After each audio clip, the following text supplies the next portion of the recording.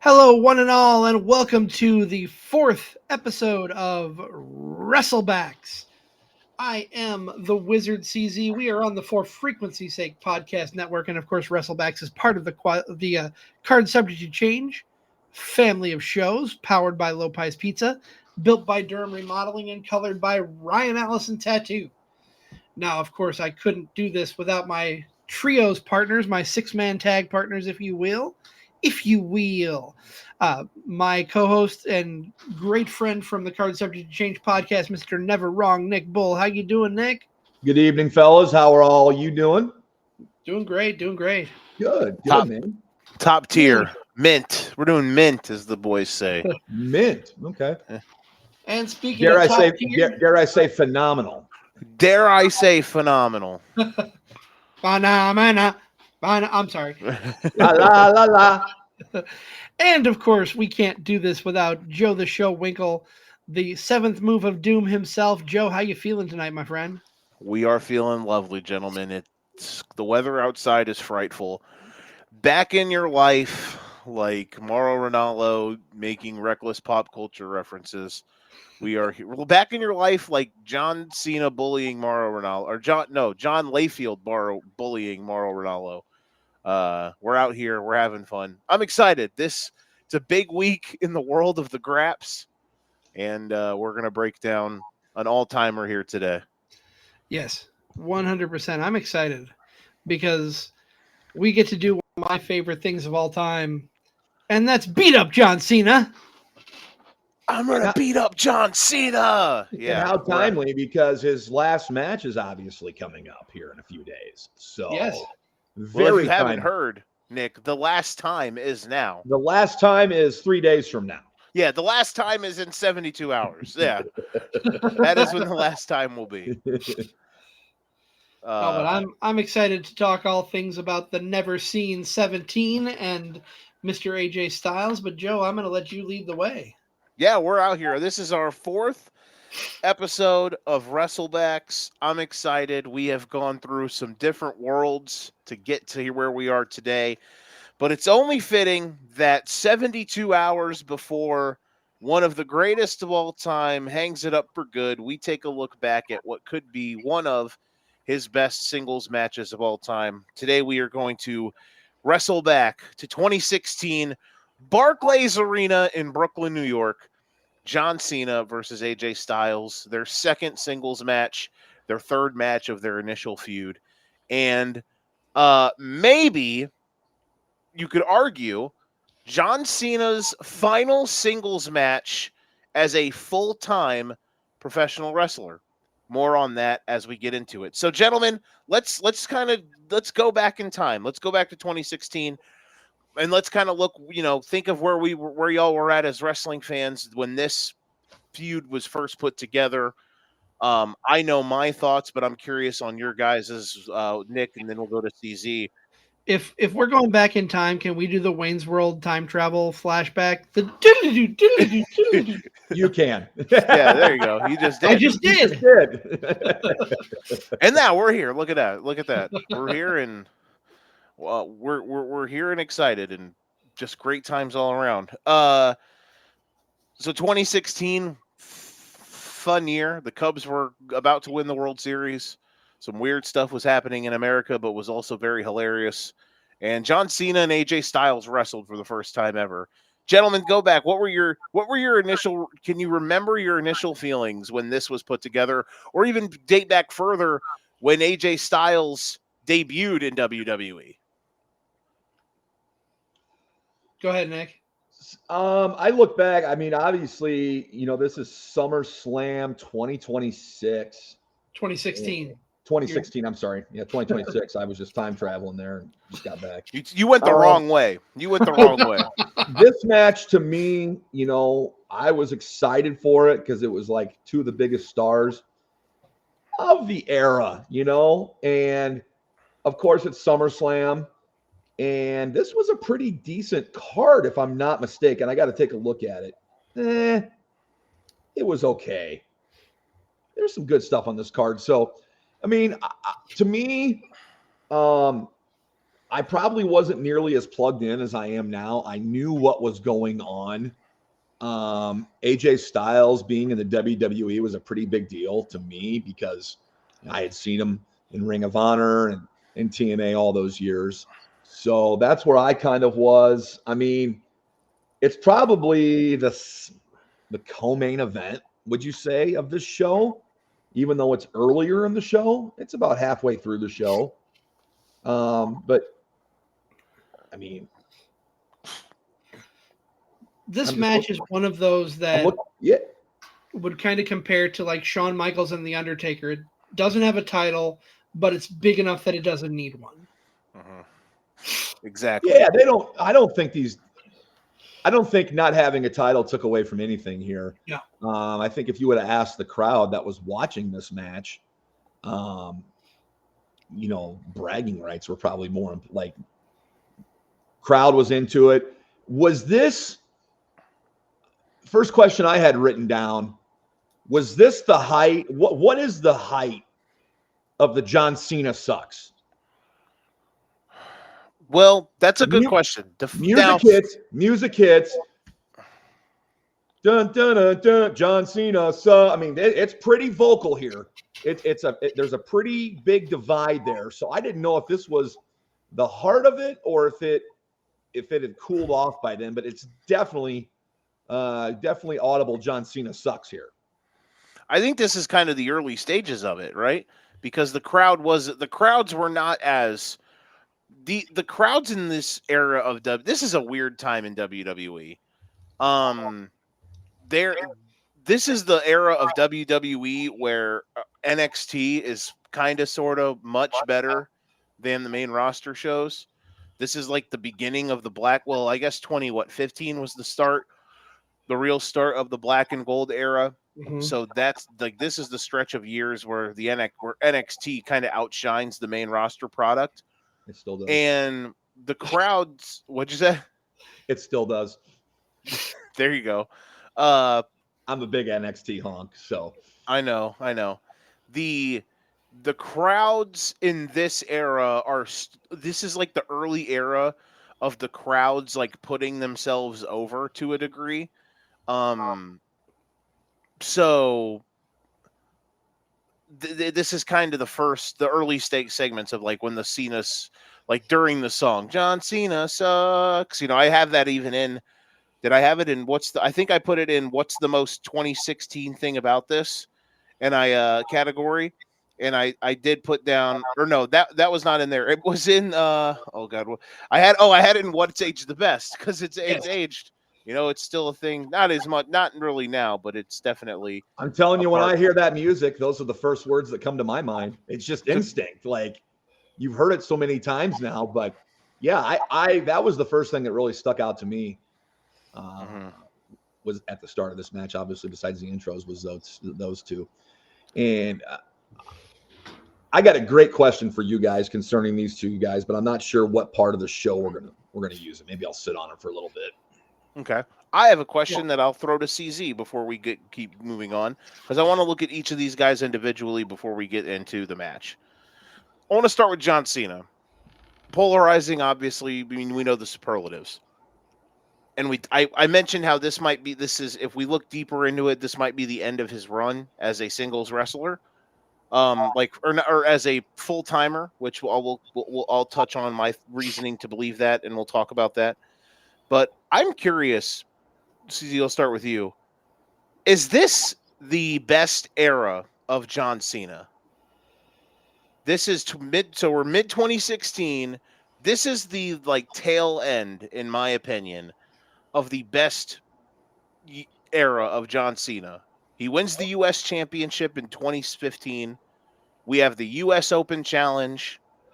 He doesn't wrestle at WrestleMania 32 because he was injured, though everyone and their dad thinks he was supposed to wrestle The Undertaker at WrestleMania 32, which, God, if this version of Cena wrestled I guess that version of The Undertaker was kind of being banged up. He wasn't really in great shape, so maybe it wouldn't have been as magic. Regardless,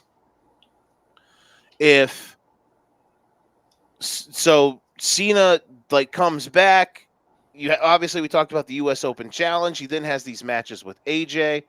Am I nuts to say this is his best era of just match quality? Match quality, I would say absolutely not. You're not nuts. This is a lot of high quality, high caliber performances from Cena, particularly with AJ Styles, and I think it's a matter of Styles personally bringing the best out of Cena more than anyone else that I can think of off the top of my head. I love. What do you think, Nick? This was my favorite era of Cena matches, at least. Yeah, I mean, I just saw something yesterday where Cena did word association for superstars or guys that he's wrestled. And with AJ Styles, he said he's the greatest to have ever done it. And for Cena to have said that, that carries some weight. I mean, WWE can call Cena the GOAT for being the 17-time world champion. But but it's almost like Cena's word means more here. When he says that AJ Styles is the GOAT, you kind of take attention and perk up a little bit. I would say this was probably, the start of John Cena. If it isn't his best, it's the start of him turning the corner and kind of slowing down, obviously, because he goes into acting here and he's not full-time anymore. But if you want to look at his time as a full-timer, this was probably you could put this up there as being the peak. And then also maybe that first title run after beating JBL at WrestleMania 21. But these matches, I mean, maybe that earlier stuff had bigger impact, but this match, especially with AJ Styles, I mean, these guys, I wish they would have done a best of 7. These guys, they're crisp. They're so good. And I'll go ahead and ask my question now, and I'll ask it to both of you. All I could think about during this match, what if the two guys were switched? What if AJ Styles came up through Ohio Valley Wrestling and was in that class with Brock Lesnar and Dave Bautista and Shelton Benjamin and, came up that way, and Cena took the route of the Indies, Ring of Honor, TNA. It's almost like these two were the best of their time. But switch them around. Do things change? Is it different? How different is it if AJ Styles is the WWE guy and John Cena comes up and takes the long way there? First and foremost, get out of my head. That's one thing I have written down myself. What happens if the roles are reversed? Shit. Yes. Do you have that in? Do you have that in unanswerable questions? I have that as greatest what if. Okay, greatest what if. That's a great question. That's great. So let's look into this because that's fantastic. Because I want to tie it to my hottest retroactive take. We're mix and mingling here in episode 4. I like it. So you guys have a great what if sliding doors. What if they're flipped? I tie it to my hottest retroactive take. I don't think this match works before this time period because you need, and also I get what you guys are saying. I just don't know if it works that way because I don't know if Cena, like the way both of these guys were built, in my opinion, and you guys can correct me if you think I'm wrong or tell me what you think, but like Styles is style, no pun intended, or maybe pun intended, depending on what side of the ballpark you play on. The route he took was perfect for, independent guy, great wrestler, over because of his wrestling. Eventually, all roads lead to him being signed years later than he probably should have been. Cena was more of the character that got over in certain ways. And then all of a sudden, he was over enough to hold that top spot in the company for as long as he did. So I guess I just don't know if it's flipped, how it really works. And that's why I think this match, I don't think works. I don't think this feud works before this time frame because, like, let's say Styles is signed in 2009 or 2008. So you've already gone through a TNA run where a lot of people know him.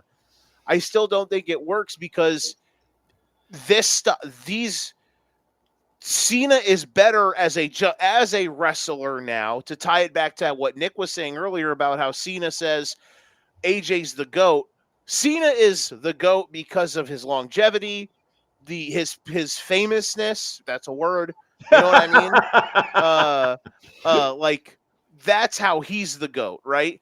But when you actually go the greatest wrestler in the ring, wrestling performer, there's different ways to break that down. AJ's on the shortest of lists, and I just don't know if this feud and these matches work in the late 2010s or the late aughts, I should say, when Cena isn't as good of an in-ring performer as he is now. And I hope, to tie that back to like if they were switched, and that's kind of why I don't know if it works if they're in switched roles. Does that make sense? It does make sense. It makes sense. I know what you're getting at. Like when you talk about a match like this, you wish it was each guy at their best, right? But due to eras and contracts and stuff, that can't happen. So, yeah, if this match happened sooner in John Cena's career, it's probably not as good. Mm-hmm. But I mean, I think this match could have happened at any time for AJ Styles. That's how good he is. That's a great point. Yeah, this style, like the only difference between like CZ, I don't know if you can tell me what I grew I've told y'all before. I grew up on early mid 2000s TNA. Like that was my childhood. So your boy was booking dream AJ Styles John Cena feuds back when I was in 5th grade. Let me tell you. So you're right though. Like the 2006 AJ Styles, like the difference is he's more of kind of like cruiserweight. He's the X Division AJ Styles. There's a little more athleticism to him. He's more refined in this era, fresh off the New Japan run, WWE sign. He's a lot more refined in his work style, and I think these two guys. I honestly think you can put this in hottest retroactive takes. I don't know. I think the only guy Cena has better chemistry with in the ring is Punk. I don't think there's any, it's crazy how this was only the second one-on-one match they ever had, and it's so good. And, I really think they were, these versions of these two guys were born for each other. And I think the only other guy that Cena is a wrestling soulmate with more than AJ Styles is CM Punk. I can see where you're coming from there. My opinion, I kind of agree. I don't think this works if the roles were reversed. And I think it's more on Cena's side. I don't think he works as well on the indies as AJ Styles did. But I will counter that and say that I think AJ Styles could still have been and still could be as big as he is now if he had been with WWE from the beginning. I think back, and I have the figure to prove it, but AJ was in WCW towards the end of their run. He had a brief stint in WCW before they got bought out. What would have happened if he came over to WWE when WCW folded? Can you imagine what that would look like? No, that's an interesting point. And we never probably would have got the X Division. No, and right. I think it's where switching these guys probably doesn't add up well. I mean, I just can't see John Cena in an Ultimate X match. And I just can't see him going and having the matches that AJ Styles did in TNA. AJ Styles is TNA, just like John Cena is WWE. But I think if you reverse the roles, it probably would have been a bad science experiment. But it's sure fun to think about. I'm going to disagree with you, CZ. And I think if AJ Styles would have been WWE right after WCW got sold, man, you're not going to get him in Ring of Honor. You're not going to get him in TNA. You're probably not going to get him in Japan. And WWE gets their hands on him sooner and makes him what they want him to be. Part of why AJ Styles is so special is he was so freaking over before he ever stepped in a ring in WWE. Yes. Okay. If you liked wrestling and you watched WWE, you knew who AJ Styles was. There wasn't like, oh, we got this new guy coming in. We got to, everybody knows who AJ Styles is. So, I mean, I guess I could throw this out there. Is he the most like,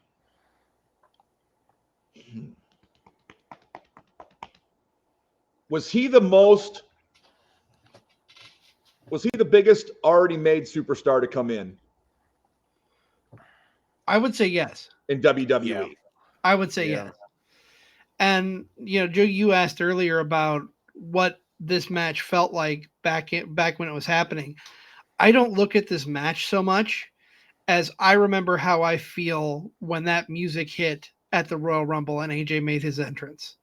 That is one of my all-time favorite Rumbles, and it's because of that moment specifically.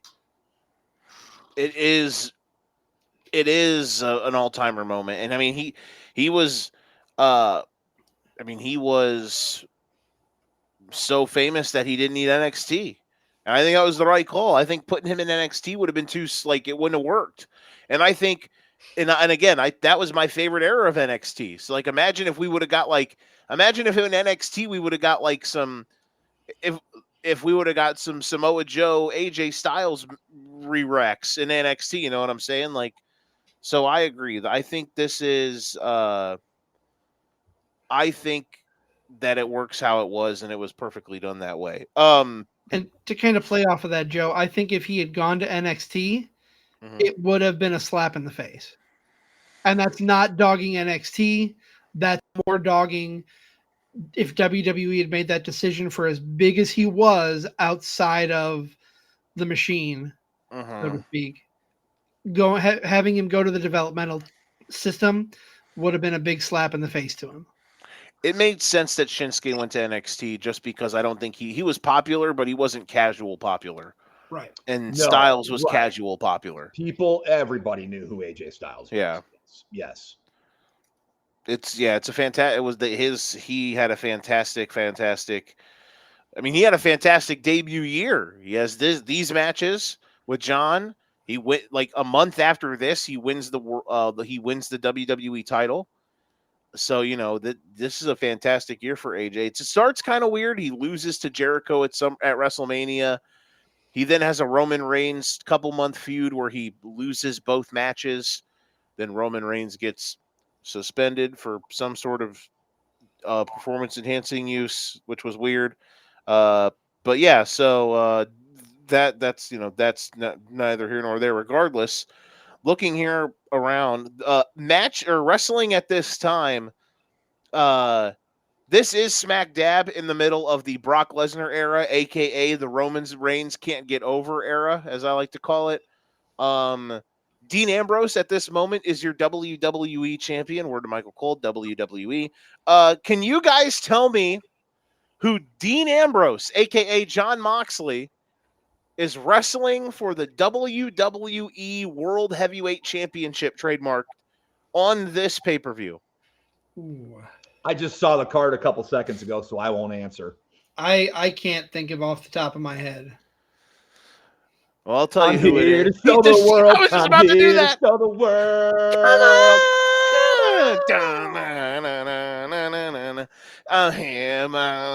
They say things aren't what they seem. It is Dolphin Zigglypuff. Dolphin Zigglypuff. There's your clip right there. Yeah. Oh, that's the clip, not me doing this? Ironically, all of it.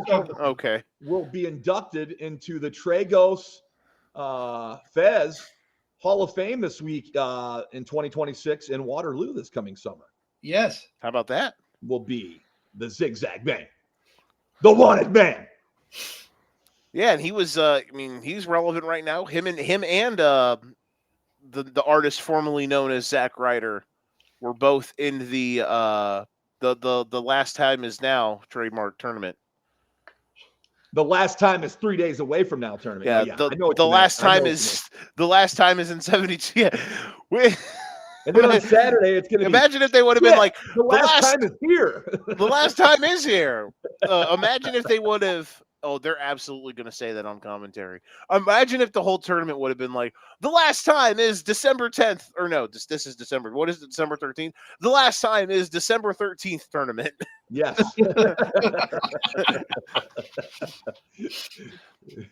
Crazy. Oh, man. So yeah, that is wrestling at this time. The main event of this pay-per-view. Oh God. Oh boy. Oh big baby. Big Bertha. Is Brock Lesnar legit splitting open Randy Orton's cranium? This is what, about 2 months maybe post. No, this is like a month.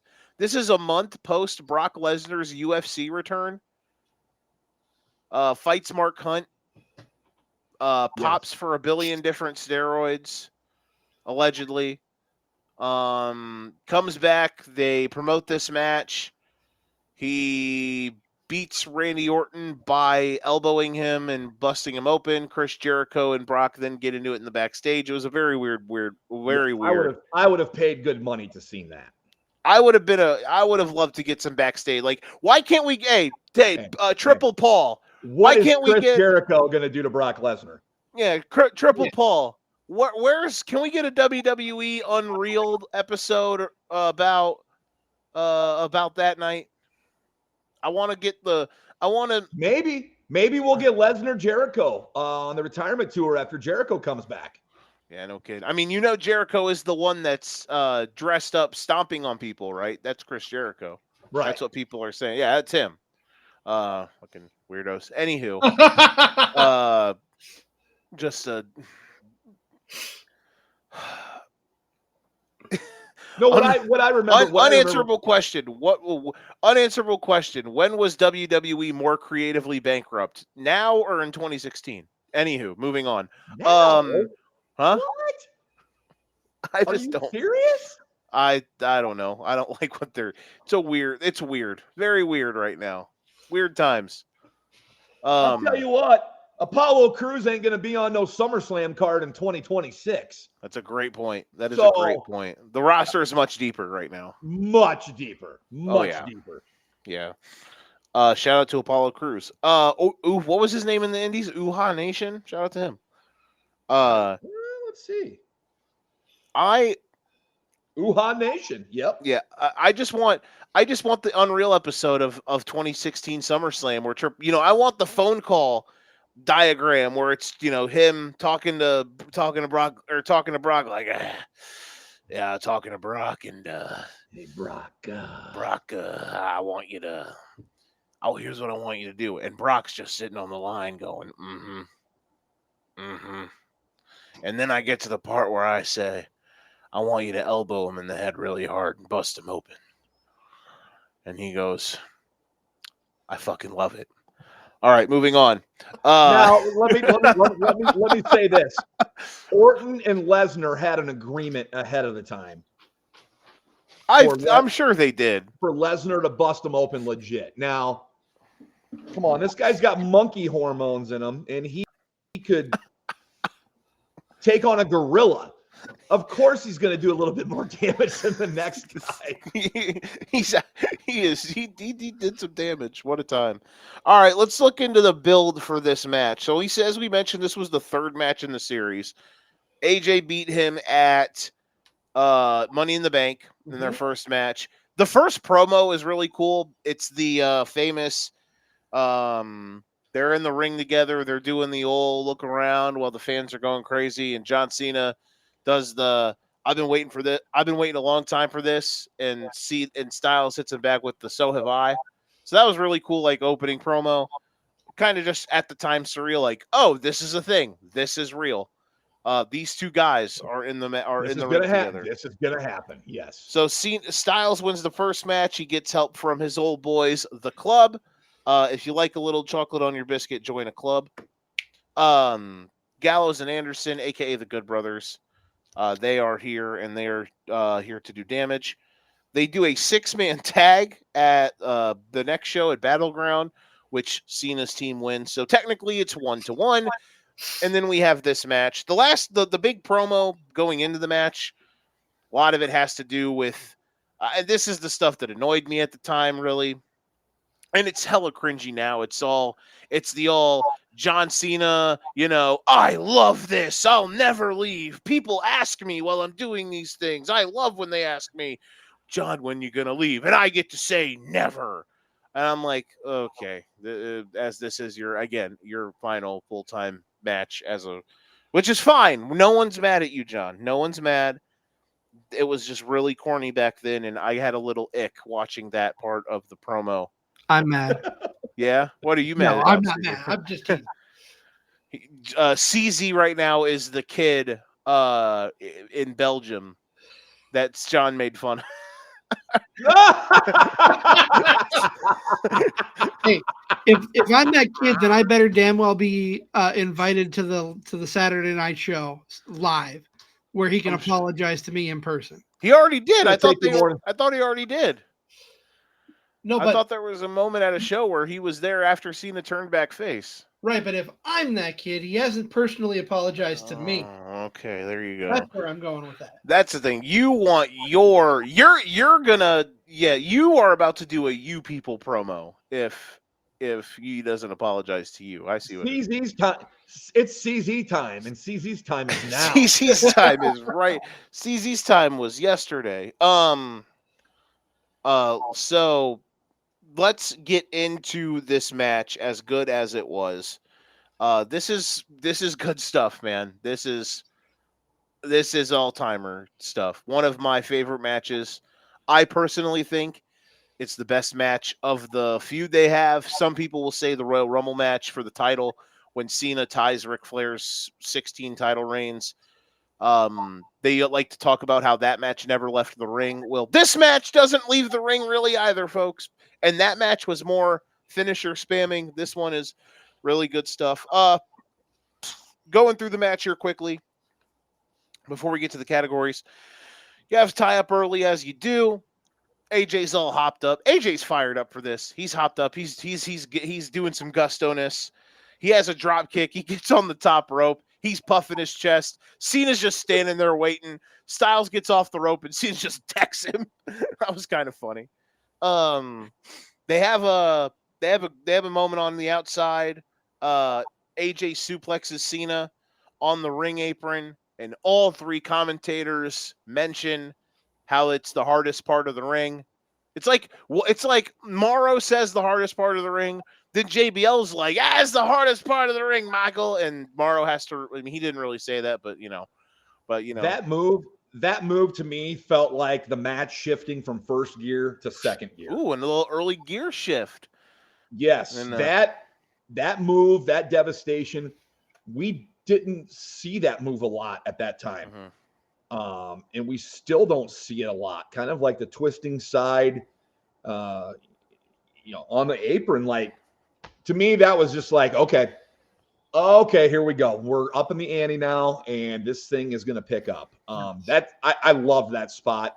Loved how everybody reacted. And they should have reacted that way right in front of them, right in front of the esteemed announce team of Mauro Ranallo, JBL, and David Otunga. Oh my shit! Dave. I didn't think I was gonna get into. Oh my god! I'm like, man. I never thought the word esteemed. You want to talk about creativity? You want to talk about creativity being at an all-time low? Announce teams at an all-time low. Brother, David Otunga. He wasn't even that good in the Nexus. Nick, I never in my wildest dreams thought I would ever hear the word esteemed in the same sentence as David Otunga. I never thought we'd talk about David Otunga on Wrestlebacks. Here we are. Bro, I forgot that this was a thing. David Otunga. That's what I call taking a shit on Otunga. Like, guys, I'm gonna go take an Otunga real quick. So yeah, and here's the best part about David Otunga. Moving next part of the match. But no, for real, his David Otunga's gimmick is he adds like nothing of value. He just says like the most basic things. Like, yes, it is the hardest part of the ring. His gimmick was he was married to a famous singer. That was the gimmick. Shout out to David Otunga. Before we move off of David Otunga, who's worse, Otunga or Byron Saxton? Otunga by a mile. Yeah. Byron Saxton owns the fact that he's a fucking clown. Yeah. And Graves, he knows he's a clown. Like Otunga probably, considers him and Ron Simmons as like the most important African American figures in the history of professional wrestling. No, Byron Saxton, much better. I agree. And I just wanted to hear it. And it's so funny when Saxton's working because he's usually with Corey Graves, and Corey Graves just always says, "Shut it, Saxton." Like my favorite. Like I remember, this is a random poll because it shows how dumb my memory is. I remember after WrestleMania 32 when the artists formerly known as The Revival debuted on Monday Night Raw, and the commentators for Raw was Graves, Saxton, and Michael Cole, and the FTR theme, which is sick now, but when it was as The Revival, their theme did rip. Say yeah. When that hit, they come out, we go hard all day. Yes. Well, when he's coming out, Saxton doesn't even say anything, and Corey Graves goes, "Shut up, Saxton! These guys were." I'm like, yes. An all time. So, anywho, back to the basics. So we get back in the ring. There's a back and forth. We get, in my opinion, the coolest spot in wrestling. Cena doing the AA. AJ flips out of it, lands on his feet, and then in one motion does the Pele kick. I dreamed of seeing that as a 10-year-old, and it happened in this match, and I was rock hard. Net, go on. I popped. Yes. I popped because immediately I thought of every John Cena big-time match, big-time opponent, and I could think of possibly one other guy that he's wrestled that could do that, what AJ Styles did. And I don't think they could have done it as good as AJ Styles, and that's Shawn Michaels. I was going to say, is the guy you're thinking of Shawn Michaels? Because I know Shawn did it. When he does that, I popped because there's not too many that can do that. Not that way. And to do that, man, you got to be good. And Styles, it was seamless. It was seamless. It was so perfect. Maybe we're having an epiphany here, and we know that WWE, shittily booked the John Cena retirement tour. A little bit. Maybe they're going to double down and do better for Styles' retirement tour. Wouldn't that be nice? Because, yeah, I'm glad you mentioned that attitude adjustment. He flips and lands on his feet. Immediately, I think there's nobody else that John Cena has ever wrestled that could do that. Maybe Shawn, but let's just don't say anybody. And, of course, he's going to be caught off guard. I mean, it's just, if you didn't know AJ Styles was good, ladies and gentlemen, he is that fucking good. Mm-hmm. Like, he is awesome. He is awesome. And I hope we are singing his praises enough on this. Everybody knows how great John Cena is. For people that don't know AJ Styles' early career, go look the crap up. Yes. Go look the stuff up, man. This guy was innovating stuff way ahead of its time. But when he did that flip, I jumped out of my seat. I popped. I had forgotten about that. And you're right. This is the best match of their rivalry, their series or whatever. I don't think you can pick apart anything with this match, with these two in the ring. It's a 10. It's perfect. It's so good. You can't pick apart anything they do. They didn't spam finishers. No. They both use submissions. Mm-hmm. They both have a submission hold that they use. They use those. I mean, this might be the match I tell people, hey, what's the best John Cena match you've ever seen? Well, selfishly, I'll give you this one just so you can see AJ Styles too. That's how I feel about this match. Bro, Cena hits a code red in this match. Yes. Demon mode. Cena's a demon in this. The code red, but then at Survivor Series, Roxanne hit the pop rocks on him. Yeah, he sold that shit like $1 million. Yeah. Cena's a king, bro. Cena's a king. He is, man. I do have a hot take way to book a good AJ Styles retirement tour. Nick's gonna hate me, CZ. He's gonna drop me from the chat or from the video. Do it in AEW. Just let him. Why? Because let him just go there and have a year's worth of matches with a bunch of killers. Nobody will see it. Well, I'll watch it. Nobody will see it. Hey, go have him compete in the Continental Classic. Hell yeah. Get Styles and Lame. Okada, bro. Come on now. Hey. What? Let's not bring Styles down here. Oh God. How dare you? Styles is better than that overrated wrestler from Japan. Yeah, I said it. Oh, hey, listen, I'm not saying that's it's a interesting take. I'm not saying it's a bad one. Styles, you know what? If they got in the ring, Styles would carry him to a match because the guy hasn't had a good match in a few years. Styles and Omega? That'd be fun. Okada. No, I know. I'm just saying. Styles and Ospreay? Styles and Swerve? Styles and Samoa Joe? Come on. It's right there. Nah. Nobody will see it. Throw it back, bro. Nick's a hater. Styles and Javon Evans. I hope. Styles and Dom. Aren't they doing Evans and Leon Slater versus him and Dragon Lee on Saturday? Saturday night's main event, brother. That'll be good. Yeah, absolutely. Absolutely. It's going to be great. That's going to be fun. That's going to be a lot of fun. I'm hoping, that'll be good. Hey, you know what? I would watch a Hangman Page AJ Styles match. That would be good. That'd be fun as shit. I'd rather watch that than Styles Okada. That's fine. The first person I thought of was Okada because he won last year's Continental. Swerve would be good too, I think. I don't know. You know what? That'd be interesting. I mean, have Swerve and AJ ever stepped in the ring together? Like, I don't think so. I don't think so either. Like, maybe at an indie show somewhere we don't know about. But all right, my bad. We got off the rails there. Swerve when I drive. Shout out to my guy. So this is the GOAT right now. Well, one of them. So we mentioned the code red. Cena catches a springboard into an STF, which is then countered. It's the best part of it's so good. That's why they're soulmates, wrestling soulmates. They're part in the category. This sequence that we're talking about. Yes. This is on my one of my 3 most rewatchable segments.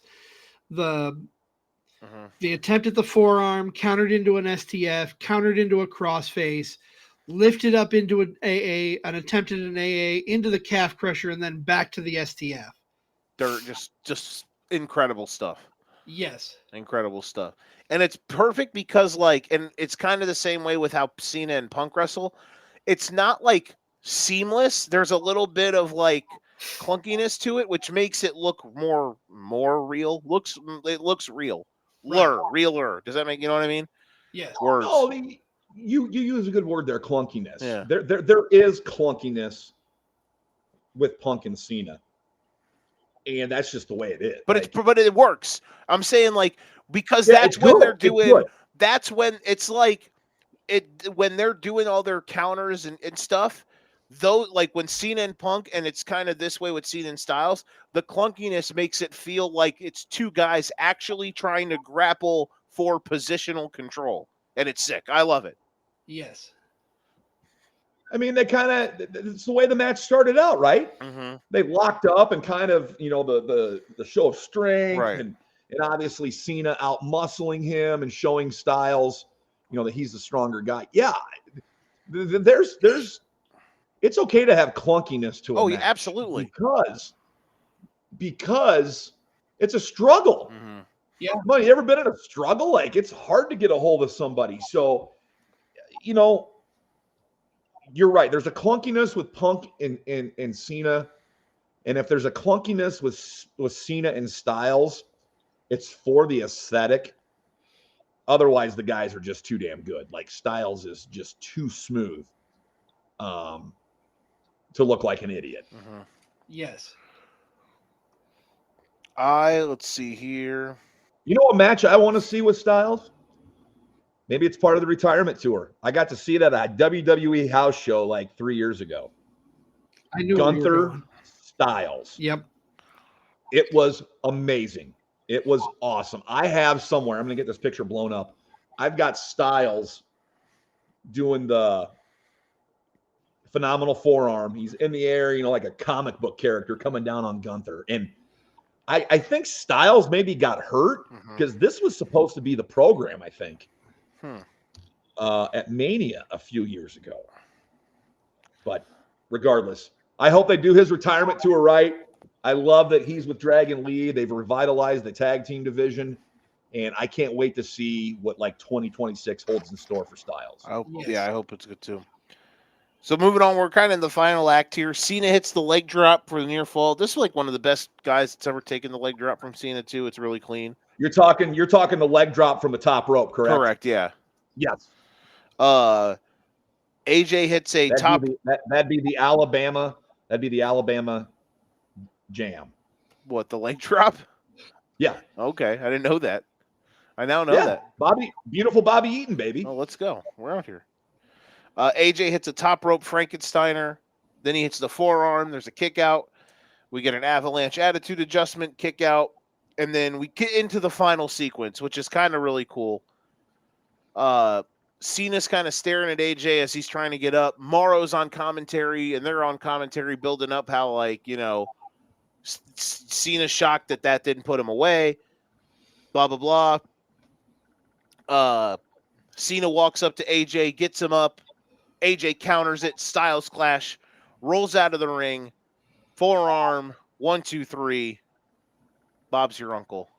And AJ Styles gets the win. Allow me to correct you.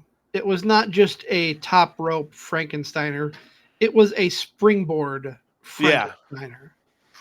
That's a good call. Yeah, that was that last, like, I mean, the entire match is just beautiful stuff. Yes. Let's get into the categories. Most rewatchable segment. I talked about the first set of near falls.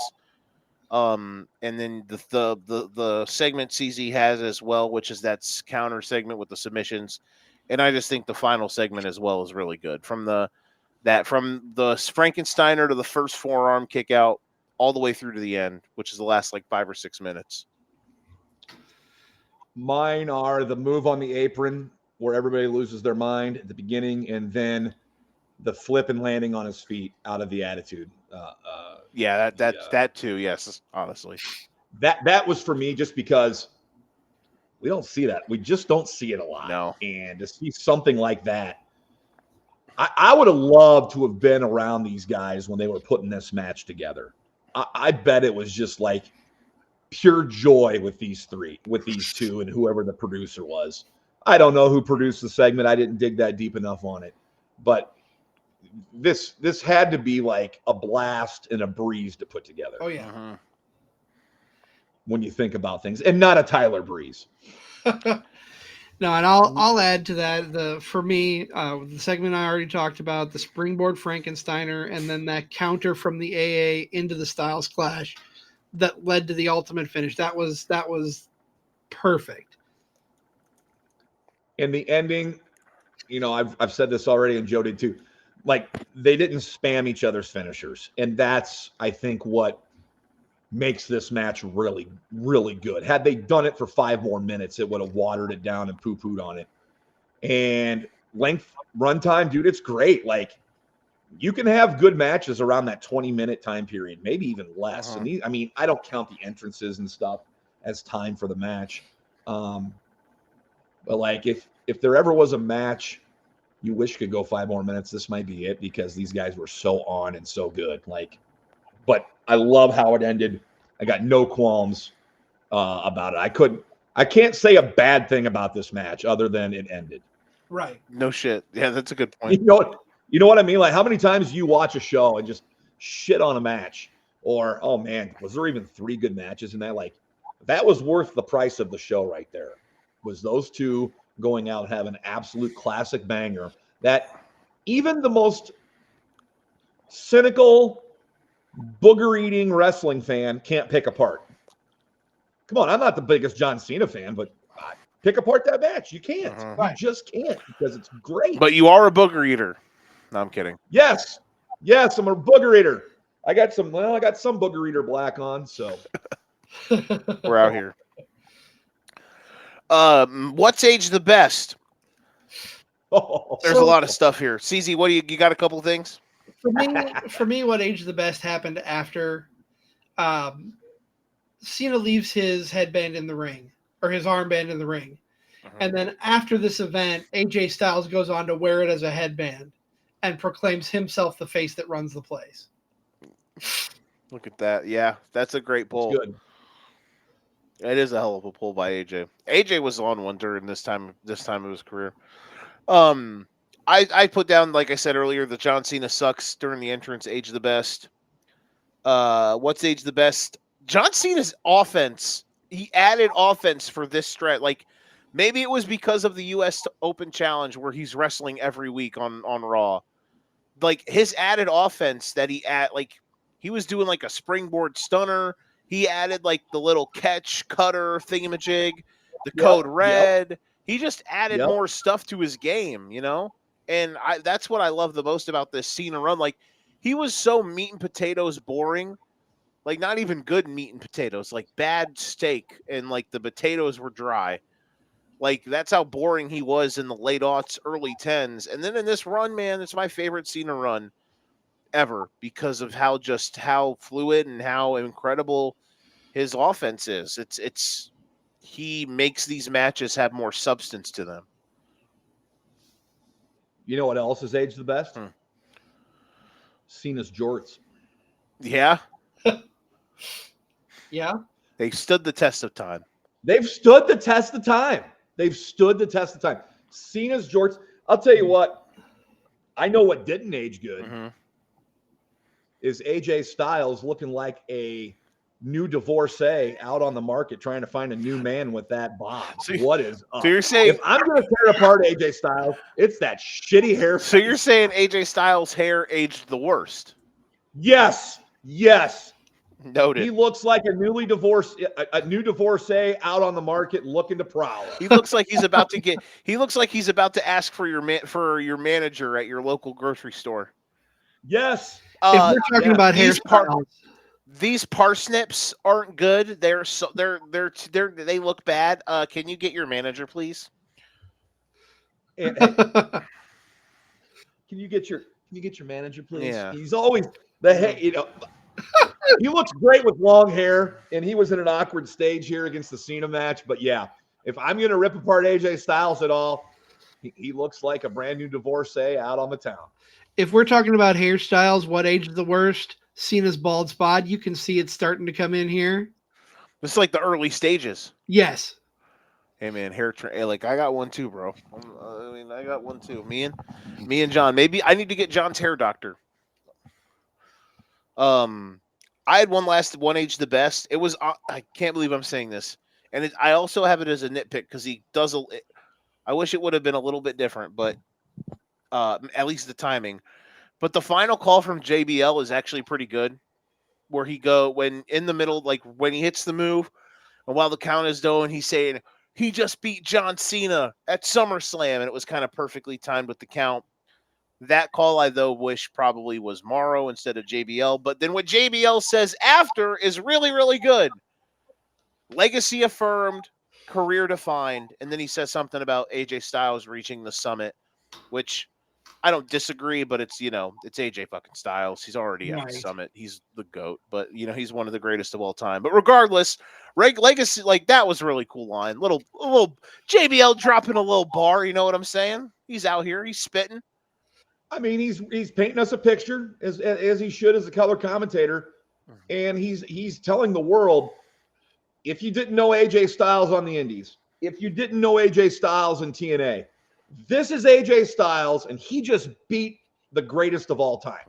So yeah, we could pick apart JBL and what he does and what he says, but that was a pretty good and timely line. It was. At least he didn't say anything borderline racist during this match. What age the worst? The commentary from good old David. My dog's about to go outside and drop an Otunga. I got to go take an Otunga. Yeah. Can that be in our dialect now when we all hang out together? Yes. Hey, hold on, guys. CZ's gonna be like, Nick, I gotta go inside and take an Otunga. All right, go get him, CZ. The toilet's clogged. There's too much Otunga in my toilet. Oh. No, I don't really have anything else other than what I said about Cena's bald spot. There's not a lot that really aged the worst in this match.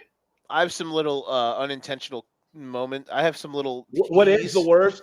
The rest of the SummerSlam card. No shit. The SummerSlam Brooklyn era, not good. I'm just joking. What aged the worst? Enzo Amore tagged with John Cena during this feud. He was a part of the 6-man tag. It was Cena with Enzo and Cass. My name is Enzo Amore, and I'm a certified G and a bona fide stud, and you can't teach that. And this is Nick Bull, and he's never wrong, and you can't teach that. Bada boom, realist trio in the room. How you doing? How are you doing? No, but really, how are you doing? What's age the worst? JBL thinking that AJ Styles hit the AA. Oh my! I had he just hit his own move. John, he thought of Hushi-Goroshi. Who is that? Hushi-Goroshi? Is that Hushi-Goroshi? Yeah. He thought of Hushi-Goroshi was attitude adjustment. Yeah. That is what I have in my picking nits part is JBL just going absolutely bonkers about AJ hitting the AA, and it wasn't. Oh, it was so funny. Last one aged the worst. Cena's his befuddled faces. How is Cena such a good actor, but in the ring he's so bad at it?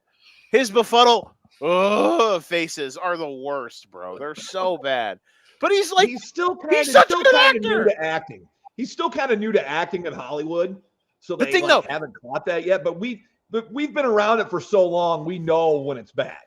But that's the thing now, though. His befuddled faces, even still to this day in the ring, are. Remember at the Royal Rumble when it was during the Royal Rumble when like that one part in the middle third, like at the end of the middle third, when it was Cena and Punk and Roman and all those guys entered like back to back to back, and it's just that whole time John's just standing there doing this. And it's just like, come on, John. Come on, Jonathan. Jonathan Q. Cena. You're better than that, Peacemaker. Let me ask you this. Okay. What is Styles' best match in WWE? Oh, that's a great question. Ooh, I don't know. That's a fantastic question. I don't know either. I just wanted to throw it out to the room to see what you guys thought. I mean, this is probably. I don't know if I can narrow it down. I mean, this has got to be in the top 5. Yeah. Easily, maybe top 3. I just don't know. On Cody's first title reign, I thought his defense against AJ Styles was the best Cody match of that era. But yeah, I didn't know what you guys thought was his best match with the E. It certainly wasn't any of the Shinsuke Nakamura matches. We're not going there. No. Those hurt my feelings. We're not going there, man. Is this Styles' best feud in the WWE?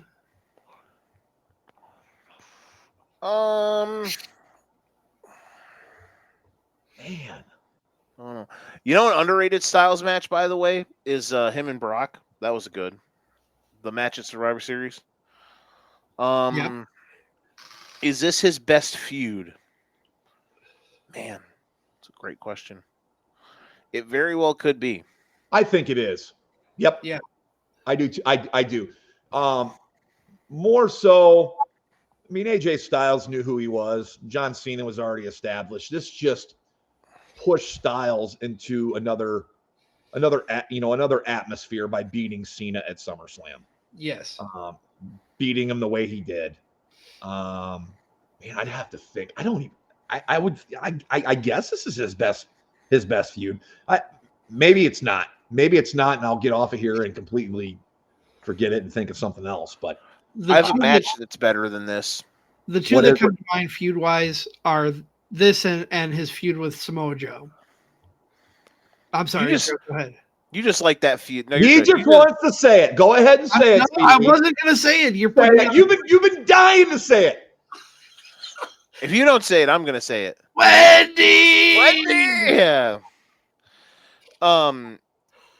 He had a match after WrestleMania 35 with Seth Rollins for the for the Rediversal Championship The Rediversal Champ. Okay. at Money in the Bank. It was really good. Okay. It was really, really good. Yeah, Rollins would be. I mean, I might have to go back and watch that. It's been a while since That's I've a good seen one. it. Yeah, Yeah. that's good. Outside of that, I'm trying to think. He's got some. Yeah, I mean, like, so there's some weird stuff in here, like in his runs, like that. Remember that Edge match at WrestleMania? That was weird. Which Mania was that? 38. It Okay. was the birth of the Judgment Day. Yeah. Yes. Great times. Who would have thought that we'd be here now? What did I have next? Let's see. Greatest what if sliding doors moment. We kind of already nailed that. Yep. And as well as hottest retroactive take. You guys got any good unintentional comedy moments? Because basically mine is every bit of bland David Otunga commentary. The first 3 shot with David Otunga sitting there like he just shit himself was He probably probably did. mine. You know, you got Morrow, you got JBL, and then there's Otunga just sitting there like a bump on a log. I mean, It is his namesake after all season. Yeah, it is his namesake. So he's sitting there Otunga himself. Exactly. Yeah. Oh no, I don't Otunga. Picking nits. I had JBL's call at the end. Like, I wish the first part would have been done by Morrow because I feel like the main guy should be the one calling it when it's there. But then his line after that was really good. That's my only picking nit. CZ, did you have anything else in yours? I know you mentioned one earlier. Just the one that I mentioned earlier. Nothing else after that. Okay. I'm sad to report that I brought up an entire category that I really don't have anything in. Because we brought a category to the dance, and maybe this is just on me for not trying hard enough, but we had the Mamma Mia Award for Best or Worst Pop Culture Mauro Ranallo reference, and there really aren't any in this match. There was one. Okay, And I don't know shit about shit, but he's talking about 2 boxing matches that took place at the Barclays Center. Yeah, I don't remember what they were, but I remember that, yeah. He had a little moment where when AJ got backdropped and he was really high, he said he showed up on the Doppler radar. And I was like, I'll note that. That's not bad. That backdrop was amazing too. Yeah. Touched the sky. That was cool. You don't see people usually get backdrop that high, and Styles nailed it. Like, I could go back here. It's upsetting because I can go back to maybe the greatest NXT card ever, which is TakeOver New Orleans. I think it was New Orleans. Yeah, it was New Orleans. The first match of that show.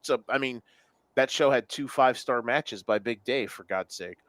First match of that show is a 6-way ladder match for the North American Championship. The first match for that. And Morrow has like 15 that he just rips off during that match by itself. So, like, maybe Black and Gold NXT Mauro Ranallo is just he was the demon for pop culture references, not this version of him. So that's on whenever it gets back to me and I pick an NXT match, then that's where we'll get Mauro Ranallo jokes. That's the match? No, it won't be that match, but there will be a good Mauro. Okay. Probably not. If we did an NXT match off the top of my head, I don't know why I just randomly thought of it, but one of the ones I'd love to do is Andrade and Johnny Gargano. Oh, yes. God. For the title? Yes. Yes. Take over Philly. Royal Rumble weekend. CZ might have to wear an astronaut diaper for that. I'll wear 2 of them. Hey, keep it kayfabe here. Come on. I'll have to wear black pants. What do we got here next up? What was the most 2016 WWE thing about this? Bad commentary. The 5 moves of doom, absolutely booed by the like the first shoulder tackle, and you just get the crowd's groaning. The Bill Goldberg WWE 2K commercial before the match. Oh, there you go. Survivor Series in a couple months is when Goldberg comes back. They were doing a little foreshadowing there. They were. Shout out to Goldberg. Bill Goldberg. Bill Goldberg. Shout out to Bill Goldberg.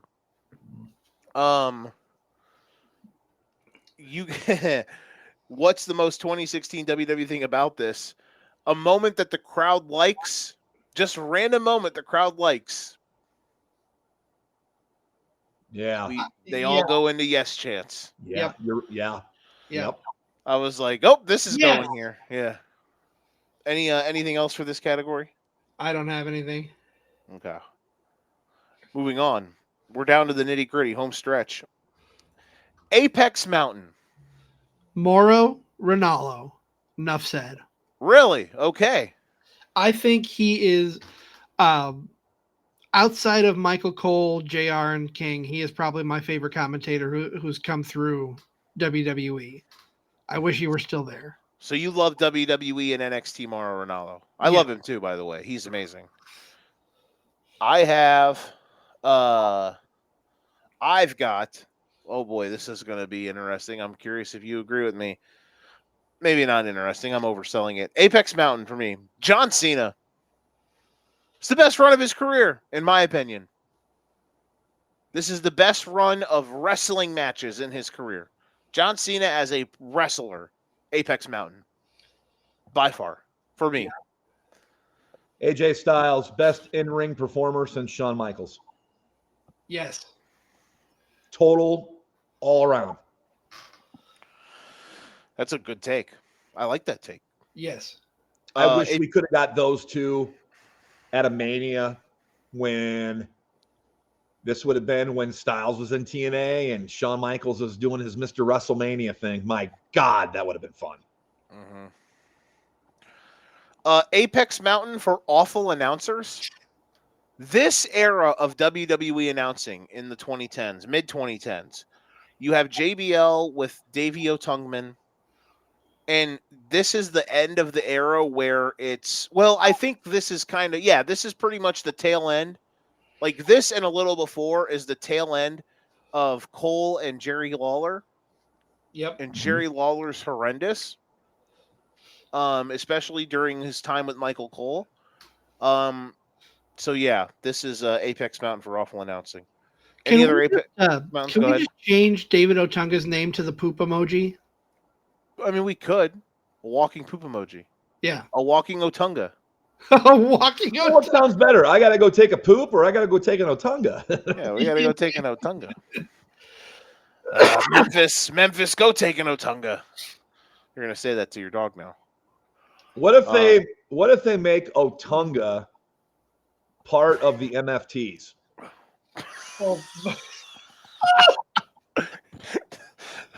So you've got I'm out.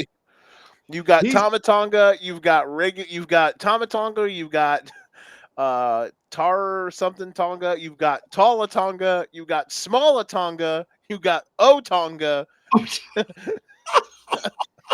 And you got taken a Tonga. Taken a Tonga.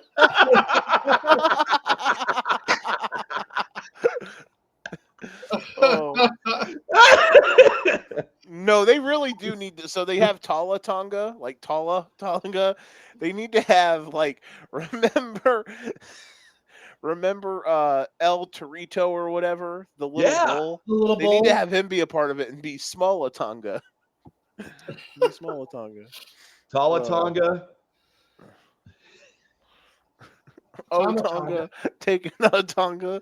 Taking O-Tonga. Taking O-Tonga. God. That's so funny.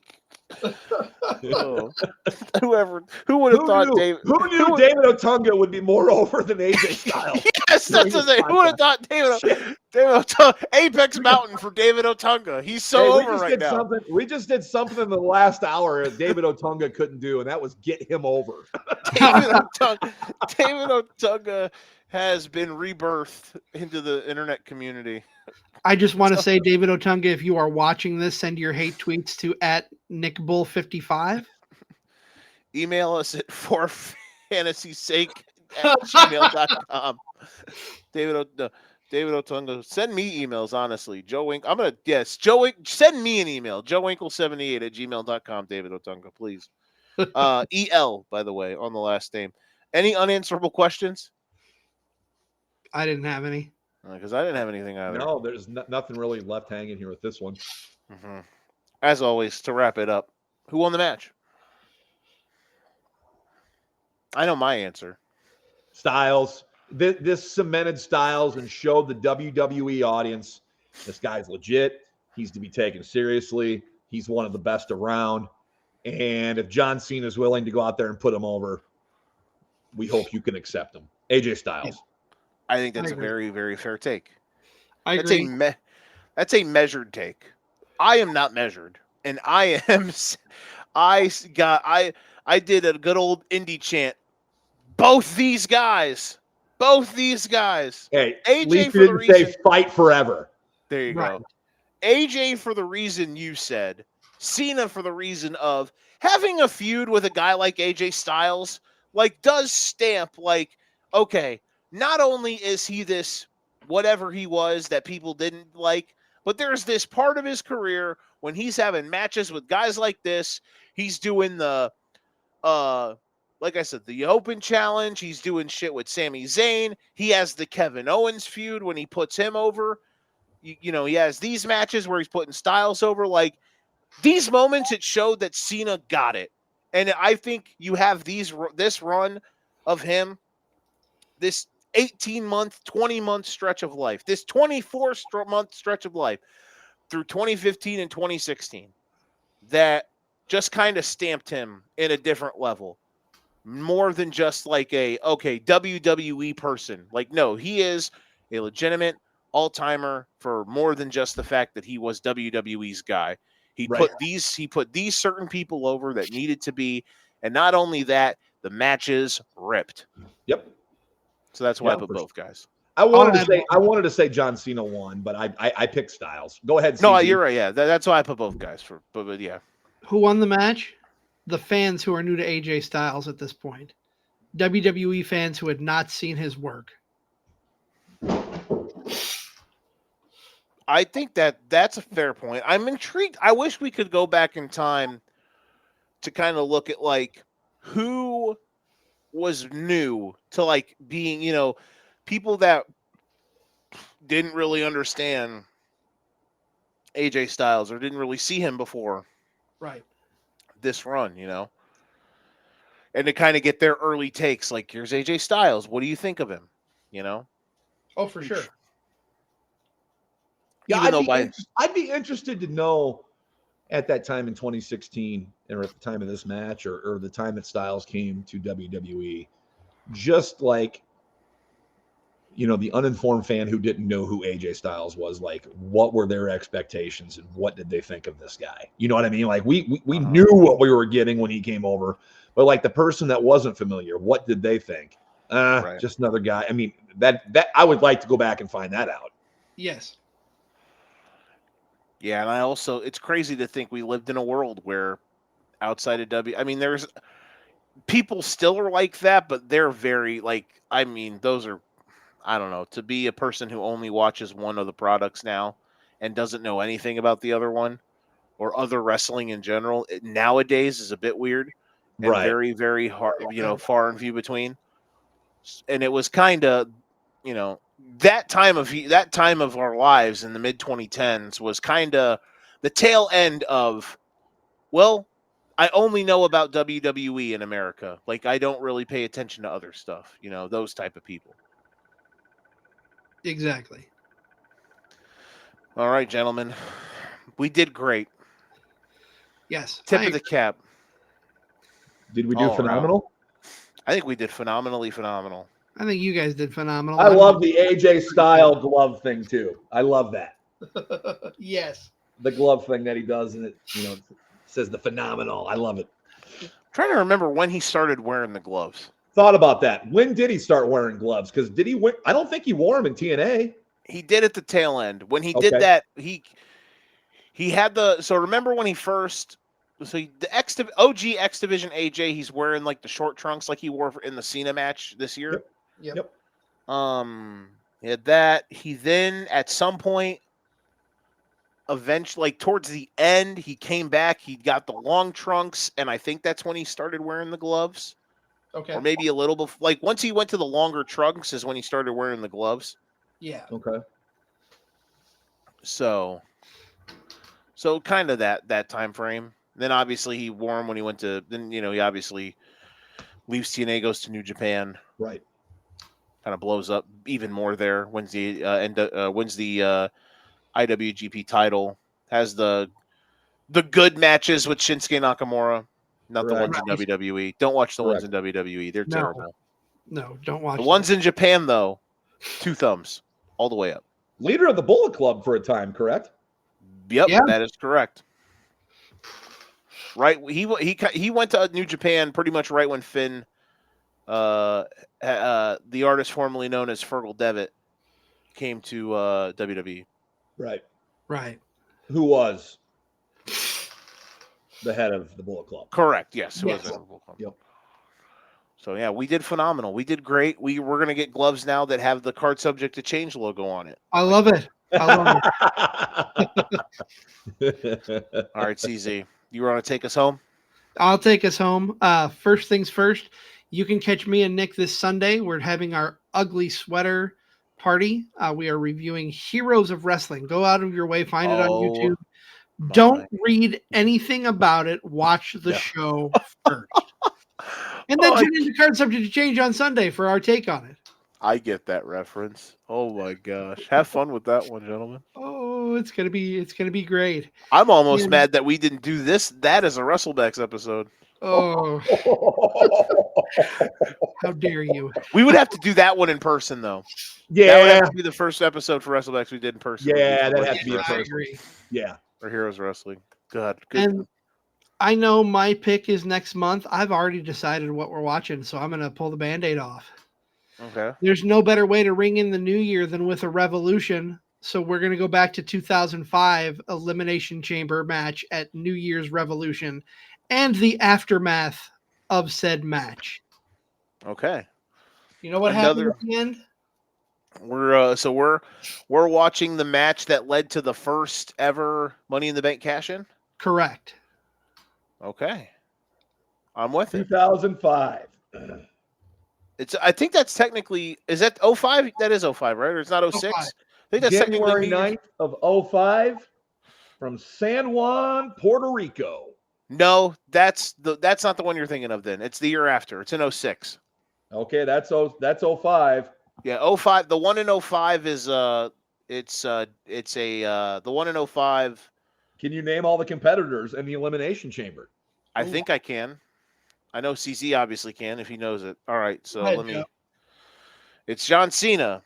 It's Shawn Michaels. It is Kurt Angle. And from there, we divert off the beaten path. It is Carlito, Caribbean Cool. It is Chris Masters. And then we get to the 6th one, and I can't remember it. Is it Maven? No. Damn it, it's not Maven. Shit. Big WWE name. Is it Kane? Yep.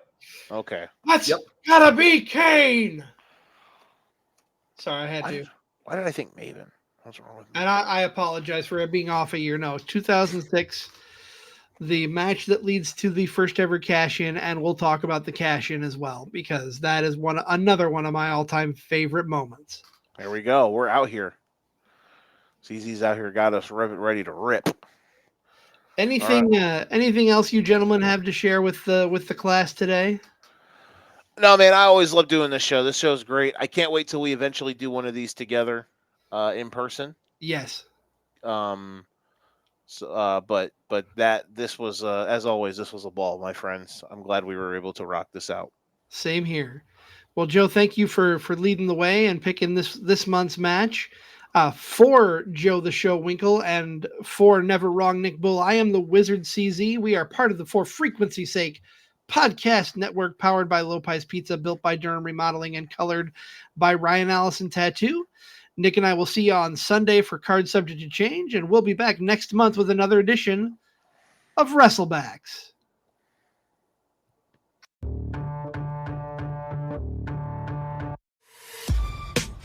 This has been a For Frequency's Sake Podcast Network production. For more great content, subscribe to For Frequency's Sake on YouTube, Facebook, and Twitter.